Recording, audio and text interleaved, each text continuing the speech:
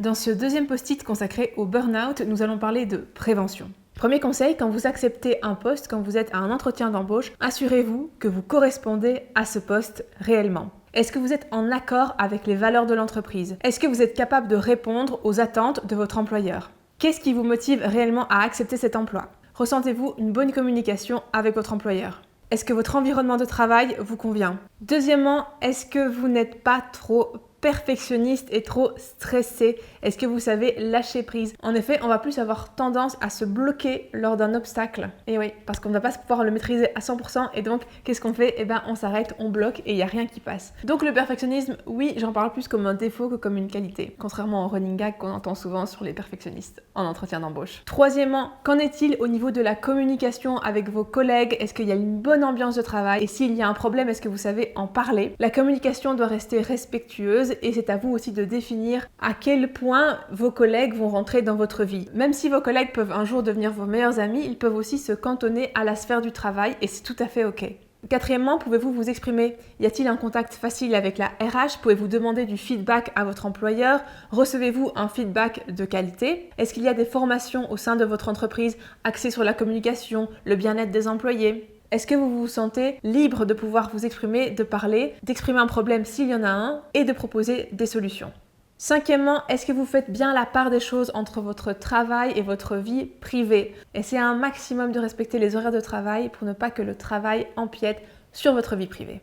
Sixièmement, faites attention évidemment à votre hygiène de vie. Est-ce que vous dormez suffisamment? Est-ce que vous avez une alimentation suffisamment riche en fruits et légumes? En hiver, est-ce que vous vous supplémentez bien en vitamine D et en magnésium en période de stress? N'hésitez pas, il y a beaucoup de solutions et vous pouvez en parler évidemment avec votre médecin traitant.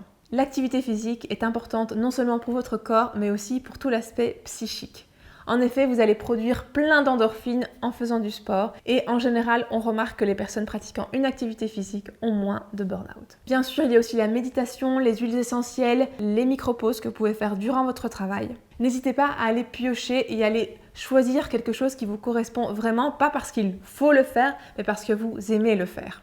Septième conseil, arrivez-vous à déléguer? Il y a parfois des périodes où nous ne pouvons pas assumer toute la charge qui nous incombe. Est-ce que vous arrivez à faire confiance à votre équipe, à vos collègues? Inversement, est-ce que vous pouvez parfois aussi prendre la charge de quelqu'un d'autre? Huitième conseil, connaissez-vous, observez-vous, regardez ce qui se passe dans votre corps. Généralement, le corps parle plus vite que notre tête et il est important d'écouter ce qui se passe. Les choses changent continuellement et il est important de temps en temps s'arrêter pour se poser les bonnes questions.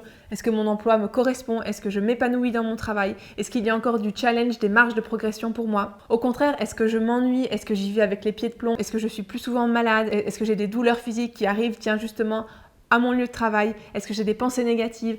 Observez-vous parce que généralement les réponses sont là. Neuvième conseil, parfois c'est aussi normal que le travail ne vous rende pas toujours heureux. Et c'est ok. Dans la vie, il y a des hauts et des bas et c'est pareil pour le travail. Bien sûr, si cette situation venait à se prolonger, là, il faut peut-être agir, se reposer des questions et changer de travail. Dixième conseil, si vous avez le moindre doute, n'hésitez pas à faire appel à des professionnels de la santé. Tournez-vous vers votre médecin traitant, vers un psychologue, un psychothérapeute. Les professionnels de la santé sont là pour vous aiguiller. N'attendez pas qu'il soit trop tard, mieux vaut prévenir que guérir. La clé de cette vidéo est peut-être la communication. N'hésitez pas à communiquer, à parler, à exprimer quand il y a quelque chose que vous ressentez. Ne restez pas avec des cailloux dans votre chaussure qui risquent de vous empêcher de marcher à long terme. Dans 15 jours, retrouvez l'avis d'une experte sur la question. Elle va nous expliquer en tant que coach ce qu'est le burn-out et comment elle gère cette problématique. À bientôt!